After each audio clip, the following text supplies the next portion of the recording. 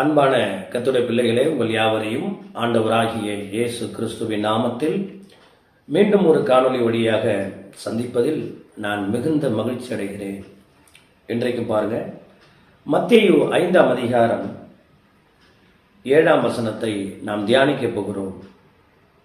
இரக்கம் உள்ளவர்கள் பாக்கியவான்கள், அவர்கள் இரக்கம் பெறுவார்கள். இரக்கம் உள்ளவர்கள் பாக்கியவான்கள், அவர்கள் இரக்கம் பெறுவார்கள். நம்முடைய ஆண்டவராகிய இயேசு கிறிஸ்து இந்த பூமியில் இருந்த நாட்களில் எண்ண முடியாத பரலோக தேசத்தின் ரகசியங்களையும் பரிசுத்த வேதாகமத்தின் சத்தியங்களையும் ஆழமான போதனைகளையும் நமக்கு அருளினார். இந்த ஆழமான போதனைகளினாலும் சத்திய வசனங்களினாலும் நாம் நம்முடைய இந்த பூமிக்குரிய வாழ்க்கையையும் அது மாத்திரமல்லாமல் இந்த பூமியில் நாம் சந்திக்கிற சவால்களையும் சந்தித்து வெற்றி அடைந்து வாழ அவைகள் நமக்கு மிகுந்த உதவியாக அமையும். அந்த வகையில் ஆண்டவராகிய இயேசு கிறிஸ்து மலை சொற்பொழிவு என்று அழைக்கப்படுகிற இந்த மலை பிரசங்கத்தில் அநேக காரியங்களை நமக்கு சொல்லியிருக்கிறாரு. இன்றைய தினத்தில் இரக்கம் உள்ளவர்கள் பாக்கியவான்கள், அவர்கள் இரக்கம் பெறுவார்கள் என்ற வசனத்தை நாம் தியானிக்க போகிறோம். இரக்கம் என்பது அது தேவனுடைய குணாதிசயம். இரக்கம், கருணை, காருண்யம், தயவு, பேரன்பு, இது எல்லாமே தேவனுடைய சுபாவங்கள், தேவனுடைய குணாதிசயங்கள். இவைகளை நாம் பெற்றுக்கொள்ளும் பொழுது நாம் தேவனுடைய சந்ததிகளாக, தேவனுடைய வாரிசுகளாக, தேவனுடைய சீடர்களாக, தேவனுடைய பிள்ளைகளாக வாழ்ந்து தேவனுக்கு நாம் மகிமையை கொண்டு வர முடியும். பாருங்க, அன்னை தெரசா என்கிற ஒரு அற்புதமான ஒரு பக்தர், உங்களுக்கு எல்லாருக்கும் தெரியும். ஒரு அருமையான தாயார். யுகோஸ்லோவேகியா என்கிற ஒரு நாட்டில் பிறந்து இந்திய தேசத்தில் வாழ்ந்த விதவைகளுக்காக, குஷ்டரோகிகளுக்காக, கைவிடப்பட்டவர்களுக்காக, வியாதிஸ்தர்களுக்காக, துரத்தப்பட்டவர்களுக்காக, ஆதரவற்றவர்களுக்காக இவர்கள் அரும்பாடுபட்டு இந்திய தேசத்தில் அநேக விளிம்பு நிலை மக்களை கரை சேர்த்தார்கள். பாருங்க, அவங்க உயிரோடு இருக்கும் பொழுது அருமையான ஒரு ஸ்டேட்மெண்ட் ஒன்று நமக்கு சொன்னாங்க. இரக்கத்தான் பிறந்திருக்கிறோம், அதுவரையில் இரக்கத்தோடு வாழ்வோம் என்று சொன்னாங்க. அவங்க பாருங்க, திருமணமே செய்து கொள்ளாமல் இந்திய தேசத்தின் விளிம்பு நிலை மக்களுக்காக, இந்திய தேசத்தின் தேவையுள்ள மக்களுக்காக அவர்கள் வாழ்ந்து நமக்காகவே அவர்கள் இறைவனடி சேர்ந்திருக்கிறார்கள். பாருங்க, இரக்கம் என்பது மிகவும் அவசியம். இன்றைக்கு நவநாகரிக காலத்துல எல்லாமே வளர்ந்துருச்சு, விஞ்ஞானம் வளர்ந்துருச்சு, மனிதன் பயன்படுத்துகிற சாதனங்கள் வளர்ந்து போயிடுச்சு. ஆனா மனிதனுக்குள்ள இந்த இரக்கமும் தயவும் அன்பும் உதவி செய்கிற மனப்பான்மையை மாத்திரம் இன்னும் வளராமல் இருப்பது அது வேதனைக்குரியவைகளாக இருக்கிறது. இரக்கம் உள்ளவர்கள் பாக்கியவான்கள் என்று நாம் சொல்லும் பொழுது பாருங்க, அற்புதமான ஒரு காரியம் எனக்கு ஞாபகம் வருது. டாக்டர் பில்லி கிரஹாம் என்று சொல்லப்படுகிற ஒரு மாபெரும் சுவிசேஷகர். இந்த உலகத்திலே மிகப்பெரிய பதவி அப்படின்னா அது அமெரிக்க ஜனாதிபதி பதவி தான். அந்த அமெரிக்க ஜனாதிபதி பதவியை எத்தனையோ முறை டாக்டர் பில்லி கிரஹாமை தேடி வந்தது. பாருங்க, இந்த டாக்டர் பில்லி கிரஹாம் அவர் சொன்னாரு, யாராவது பெரிய வேலையிலிருந்து சின்ன வேலைக்கு வருவானான்னு கேட்டார். அதாவது என்ன, தேவனுடைய ஊழியக்காரன், கர்த்தருடைய ஊழியக்காரன் அல்லது பரலோக தேவனுடைய அம்பாசிடர், தூதுவர் என்கிற ஒரு போஸ்டிங்கை விட அமெரிக்க ஜனாதிபதி போஸ்டிங் ஒன்றும் பெருசு கிடையாது அப்படின்னு டாக்டர் பில்லி கிரஹாம் சொன்னார். இந்த நாம் வாழ்ந்த நூற்றாண்டுகளிலேயே மிக சிறந்த ஊழியர்களில் இந்த டாக்டர் பில்லி கிரஹாம் ஒருவர். அவர் தன் வாழ்நாளில் 21 கோடி பேருக்கு ஊழியம் செய்ததாக கருத்து கணிப்புகள் சொல்லப்படுகிறது.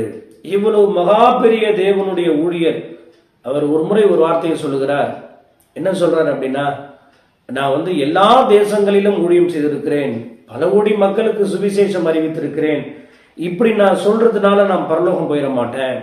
அந்த சிலுவையில் தொங்கின கல்லனை போல ஆண்டவரே உங்களுடைய ராஜ்யத்தில் வரும்பொழுது என்னை நினைத்து கொள்ளும் என்று சொல்லும் பொழுது அப்பொழுதுதான் நான் பரலோகத்திற்கு தகுதி உள்ளவனாய் மாறுகிறேன் என்று டாக்டர் பில்லி கிரஹாம் சொன்னார். அன்பு தேவனுடைய பிள்ளைகளை, இந்த பூமியில் நாம் வாழும்போது தேவன் எப்படி இரக்கம் உள்ளவராக, தேவன் எப்படி கருணை உள்ளவராக, தேவன் எப்படி கிருபை உள்ளவராக வாழ்ந்தாரோ அப்படியே நாமும் அப்படியே இருக்க வேண்டும். உங்கள் பிதா பூரண சர்க்குணராய் இருக்கிறது போல, உங்கள் பிதா இரக்கம் உள்ளவராய் இருக்கிறது போல நீங்களும் இரக்கம் உள்ளவர்களாய் இருங்கள் என்று நம்முடைய ஆண்டவர் விரும்புகிறார். உங்களுக்கு சுட்டிக்காட்ட விரும்புகிறேன். லூக்கா 10ஆம் அதிகாரம் 25ஆம் வசனத்திலிருந்து கிட்டத்தட்ட 37ஆம் வசனம் வரைக்கும் நீங்க 12 வசனங்களை வாசிப்பீர்களானால் அங்க நல்ல சமாரியன் ஓமையை நீங்கள் பார்க்க முடியும்.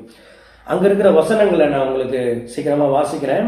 அப்பொழுது நியாய சாஸ்திரி ஒருவன் எழுந்திருந்து அவரை சோதிக்கும்படி, போதகரே, நித்திய ஜீவனை சுதந்திரித்துக் கொள்ளும்படிக்கு நான் என்ன செய்ய வேண்டும் என்று கேட்டான். அதற்கு இயேசு, நியாய பிரமாணத்தில் என்ன எழுதியிருக்கிறது, நீங்க வாசித்திருக்கிறது என்ன என்றார்.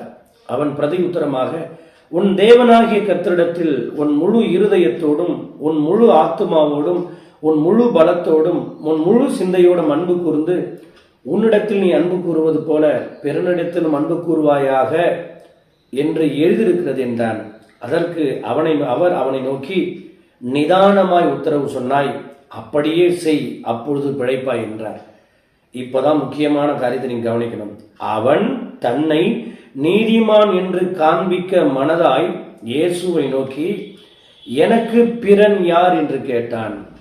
இயேசு பிரதியுத்தரமாக, ஒரு மனுஷன் எருசலேமிலிருந்து எரிகோவுக்கு போகையில் கள்ளர் கையில் அகப்பட்டான். அவன் வஸ்திரங்களை உரிந்து கொண்டு அவனை காயப்படுத்தி குற்றுயிராக விட்டு போனார்கள்.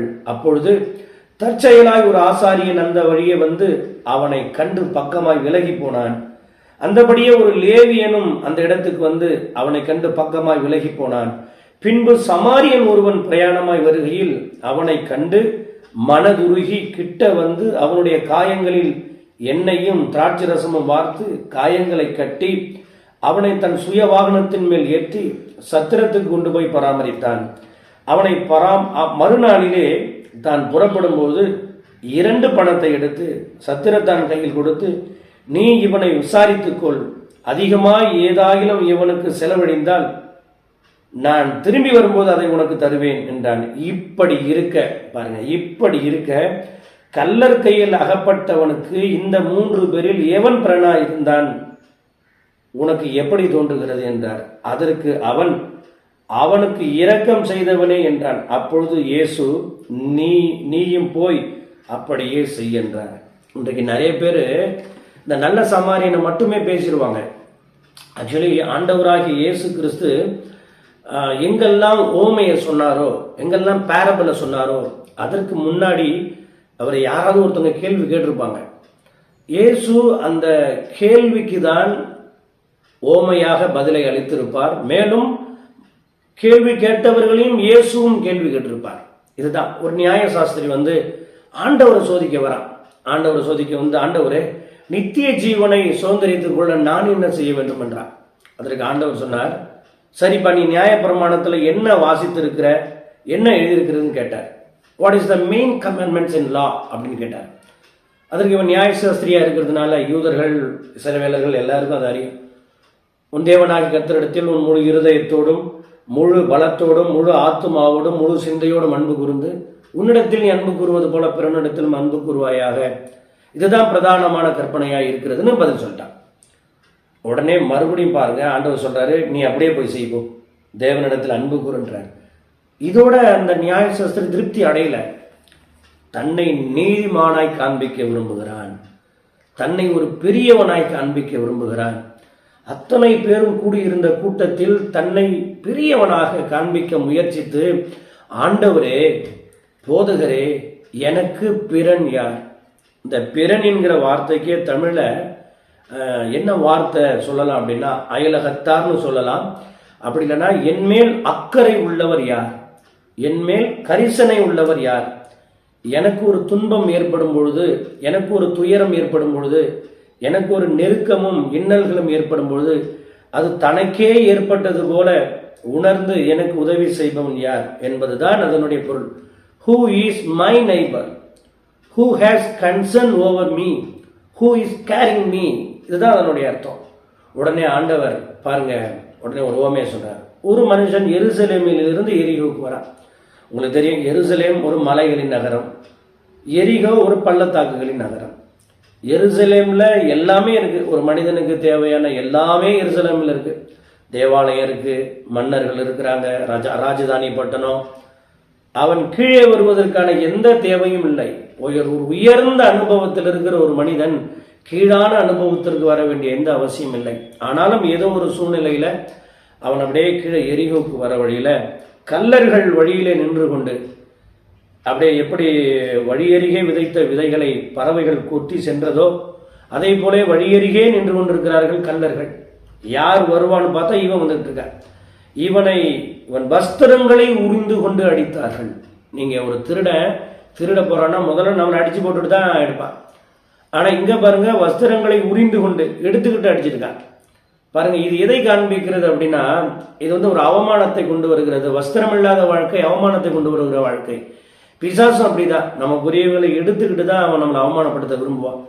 ஏனெனில் யோவான் 10:10 திருடன் திருடவும் கொல்லவும் அழிக்கவும் வருகிறானே அன்றி வேறு ஒன்றுக்கும் வரான், நானோ ஜீவன் உண்டாயிருக்கவும் அந்த ஜீவன் பரிபூர்ணப்படவும் வந்தேன் என்று நம்முடைய ஆண்டவராகிய இயேசு கிறிஸ்து சொன்னார்.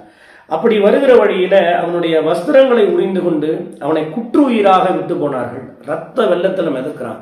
அந்த வழியை பாருங்க, தற்செயலாய் ஒரு ஆசாரியன் வருகிறான், ஒரு பிரீஸ்ட் வராரு. யார் ஆசாரியன் அப்படின்னா, தேவனுடைய ஆசரிப்பு கூடாரத்துல நாடோறும் பரிசுத்த தலத்துல ஆராதனை செய்கிறவர், தேவ சமூகத்து அப்பங்களை ஆயத்தம் செய்கிறவர்னு வச்சுக்கோங்களேன். இன்னும் தேவனுடைய ஆலயத்துல அந்த குறிப்பா பரிசுத்த ஸ்தலத்துல நாடோறும் தேவனுக்கு ஊழியம் செய்கிற ஒரு மனிதர். இவருக்கு நியாய பிரமாணங்கள் தெரியும், சத்தியம் தெரியும், தேவன் என்றால் யாருன்னு தெரியும். எல்லாம் அறிந்தும் பாருங்க, ஒரு உயிருக்கு போராடி கொண்டிருக்கும் பொழுது அவனை போய் பக்கமா எட்டி பார்க்கிறான். அவன் ரத்த வெள்ளத்துல கடந்து பார்த்துட்டு அவன் கிட்ட போகாம பக்கமாய் விலகி போயிட்டான். அவனுக்கு எந்த விதமான உதவியும் செய்யலை. அந்த வழியை பாருங்க, ஒரு லேவியன் வருகிறான். யார் லேவியன்? தேவனுடைய ஆசரிப்பு கூறாடத்துல பலிபீட தண்டையில பணிபுரிகிறவன். அவனுக்கு ஊழியம் என்றால் என்னன்னு தெரியும், நியாயப்பிரமாணம்னா என்னன்னு தெரியும், உதவி செய்தல்னா என்னன்னு தெரியும், தேவன் என்றால் என்னன்னு தெரியும், சத்தியம் என்றாலும் என்னன்னு தெரியும். இவைகளும் தெரிந்தும் அவன் பாருங்க, ஒரு உயிருக்கு போராடி கொண்டிருப்பதை தூரத்திலே பார்த்து பக்கமாய் விலகி போய்விட்டான். இந்த ஆசாரியனும் இந்த லேவியனும் பக்கமாய் விலகி போனதற்கு ஒரு காரணம் உண்டு. நீங்க நியாயப்பிரமாணத்துல வாசிக்கும் பொழுது, ஒருவேளை நியாயப்பிரமாணத்தின் அடிப்படையில இவங்க போய் அந்த அடிப்பட்டவனை தொட்டு தூக்கி இருந்தார்கள், ஆனால் லேவியனோ ஆசாரியனோ தொட்டு தூக்கி இருந்தாங்கன்னா, ஒருவேளை அவன் மரித்திருந்தால் அன்றைக்கு மாலை வரையிலும் அவர்கள் தீட்டுள்ளவர்களாய் காணப்படுவார்கள். அன்றைக்கு தேவனுக்கு செய்ய வேண்டிய ஊழியங்களை அவர்கள் செய்ய முடியாமல் போய்விடும்.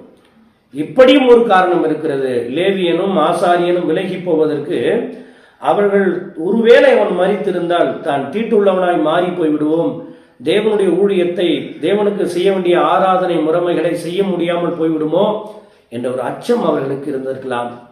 ஆனால் அதன் பிறகு அந்த வழியாய் ஒரு சமாரியன் வருகிறான். இந்த சமாரியன் யார்? சமாரியன் கலப்பினம் பண்ணப்பட்ட யூதர்களாக இருக்கலாம். இப்ப பாருங்க, இவர்களை போல சுத்தமான யூதர்கள் அல்ல. இந்த சமாரியனுக்கு நியாயப்பிரமாணம் இல்லை, இந்த சமாரியனுக்கு சத்தியம் எதுவும் தெரிய வாய்ப்பில்லை. இந்த சமாரியனுக்கு தேவனை பற்றிய அறிவு இருந்ததான்னு கூட நமக்கு தெரியாது. ஆனா தேவனை பற்றிய அறிவு இருக்கோ இல்லையோ, சத்தியம் தெரிகிறதோ இல்லையோ, அல்லது நியாயப்பிரமாணம் தெரிகிறதோ இல்லையோ, ஆனா இது எல்லாவற்றையும் விட அவன் உயிருக்கு போராடி கொண்டிருக்கிறான். தேவனுடைய சாயலாய் படைக்கப்பட்ட ஒருவன் துன்புறுகிறான், இன்னல்களை அனுபவிக்கிறான், வியாதியில் போராடி கொண்டிருக்கிறான், உயிருக்கு போராடி கொண்டிருக்கிறான். அவனுக்கு உதவி செய்கிறோம் என்கிற மாண்பு மனப்பான்மை அவனுக்கு இருந்தது. இதை பார்த்த உடனே அவனுடைய காயங்கள் எல்லாம் துடைத்து, ரத்தத்தை எல்லாம் துடைத்து, திராட்சை ரசம் பார்த்து, மருந்து வைத்து கட்டி, தன்னுடைய சுய வாகனத்தின் மேல, அது ஒரு மிருகமாகவும் இருக்கலாம், அல்லது ஒரு ரதமாகவும் இருக்கலாம், அல்லது ஒரு குதிரையா கூட ஏதோ ஒன்று சந்தைங்க இருக்கலாம், கோவேறு கழுதையோ அது ஒரு குதிரையோ இருக்கலாம். வாகனத்தின் மேல ஏற்றி கொண்டு போய் அவனை கொண்டு போய் சத்திரத்துல சேர்க்கிறான். அங்க மருத்துவம் அவனுக்கு பார்க்கப்படுகிறது. கொஞ்சம் காசு கொடுத்துட்டு நான் வெளியே போறேன், திரும்பி வரும்பொழுது இவனுக்கு அதிகமா செலவானா நான் திருப்பி தரேன்.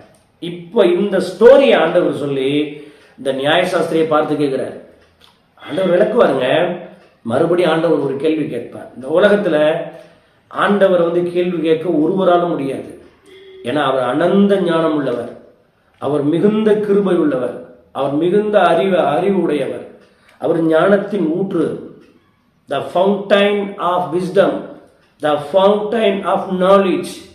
ஆண்டவருக்கு ஆலோசனை சொல்லும் அளவுக்கு இந்த உலகத்தில் யாருமே கிடையாது. புரிஞ்சுங்களா? தேவனுடைய பைத்தியம் என்று எண்ணப்படுவது மனிதனுடைய ஞானத்திலும் அதிக ஞானமாம். தேவனுடைய பலவீனம் என்று அறியப்படுவது மனிதனுடைய பலத்திலும் அதிக பலமாம். புரிஞ்சா உங்களுக்கு? அதனால தேவனுடைய ஞானம் அளவிடப்பட முடியாத ஞானம். இதனால இப்ப என்ன பண்றாரு ஆண்டவர்? நியாயசாஸ்திரியை பார்த்து கேட்கிறார், இந்த 3 பேரில் அடிப்பட்டவனுக்கு யாருப்பா பிரண்ணன்னு கேட்கிறார். அந்த சமாரியன் தான். இப்ப புரிஞ்சிருச்சா? நீயும் போய் அதையே செய் அப்படின்னார். அப்படின்னா இந்த ஓமையை ஆண்டவர் ஏன் சொன்னார்னா, இந்த நியாய சாஸ்திரி வேதத்தை அறிந்திருக்கிறான், சத்தியத்தை அறிந்திருக்கிறான், தேவனை அறிந்திருக்கிறான், ஆனால் இரக்கம் என்றால் என்ன என்று அவன் அறியாமல் இருக்கிறான். புரிஞ்சுட்டீங்களா? எல்லாம் அறிகிறது. நமக்கு ஊழியம் தெரிகிறது, சத்தியம் தெரிகிறது, வேதம் தெரிகிறது, இசை வாசிக்க தெரிகிறது, ட்ராக்ஸ் கொடுக்க தெரியுது, வர்ஷிப் பண்ண தெரியுது, மெசேஜ் கொடுக்க தெரியுது, பெரிய கூட்டங்கள்ல பேச தெரியுது.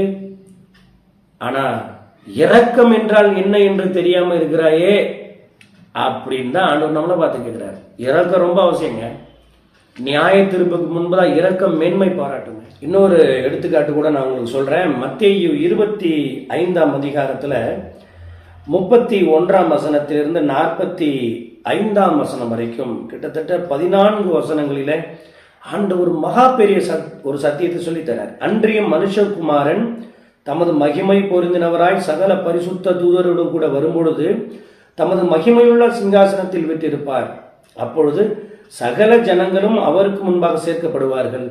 மெய்ப்பனானவன் செம்மறியாடுகளையும் வெள்ளாடுகளையும் வெவ்வேறாக பிரிக்கிறது போல அவர்களை அவர் பிரித்து செம்மறியாடுகளை அவர் தமது வலது பக்கத்திலும் வெள்ளாடுகளை தமது இடது பக்கத்திலும் நிறுத்துவார்.